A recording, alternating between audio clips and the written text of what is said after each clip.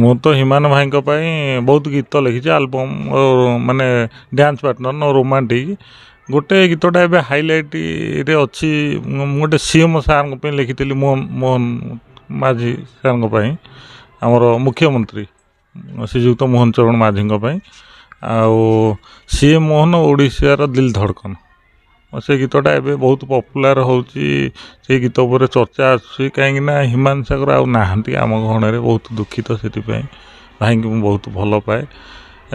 ଯେତେବେଳେ ନବୀନ ସାର୍ଙ୍କର ଗୀତ ଗାଇଥିଲେ ଗୋଟେ ଏ ନବୀନ ଆମେ ତୁମର ଫ୍ୟାନ୍, ତାପରେ ମୋହନ ସାର୍ଙ୍କର ଏ ଗୀତଟା ମୋହନ ସାର୍ଙ୍କ ପାଇଁ କରାହେଇଥିଲା। ଆମର ପ୍ରଯୋଜକ ବିବେକାନନ୍ଦ ବାରିକ ମୋତେ ଫୋନ୍ କରିଥିଲେ, ତାପରେ ଏ ଗୀତଟା ମୁଁ ଲେଖିଥିଲି। ଏ ଗୀତଟା ଏବେ ଚର୍ଚ୍ଚାରେ ଅଛି। ଆଉ ତ ଆମର ମୁଖ୍ୟମନ୍ତ୍ରୀଙ୍କ ପାଇଁ ଗୀତ ହିମାନ ଭାଇ ଗାଇପାରିବେନି କାହିଁକି ନାହାନ୍ତି, କିନ୍ତୁ ତାପରେ ମୁଁ ଦୁଇଟା ଗୀତ କରିଦେଇଥିଲି। ଗୋଟେ ଓଡ଼ିଶା ରତ୍ନ ଆମ ମୋହନ, ସିଏ ମୋହନ ଓଡ଼ିଶାଙ୍କର ଦିଲ୍ ଧଡ଼କନ। ମୁଁ ଏ ଗୀତଟା ସବୁବେଳେ ଯେତେବେଳେ ମୁଁ ଶୁଣେ ଭାଇଙ୍କ କଥା ମନେ ପଡ଼େ। ଏବେ ବି ଯେତେବେଳେ କୌଣସି ଗୀତ ଗୋଟେ ଶୁଣୁଛି ଭାଇଙ୍କ ଗୀତ ଆସୁଛି ହେରି, ସେଥିପାଇଁ ମନ ଦୁଃଖ ହେଉଛି କାହିଁକିନା ଆମେ ତାଙ୍କ ସାଥିରେ ମିଶୁଥିଲୁ, ଗୀତ କରୁଥିଲୁ।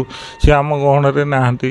କେତେ କଷ୍ଟ ଲାଗୁଥିବ ଆପଣ ଯେତେବେଳେ ବାହାର ଆମର ପବ୍ଲିସିଟି ଯେଉଁମାନେ ଶ୍ରୋତାମାନେ ଶୁଣିକି ଏତେ ମନ ଦୁଃଖ କରୁଛନ୍ତି, ତାପରେ ଯେତେବେଳେ ଆମେ ତାଙ୍କ ସହିତ ମିଶୁଥିଲୁ କେତେ କଷ୍ଟ ହେଉଥିବ।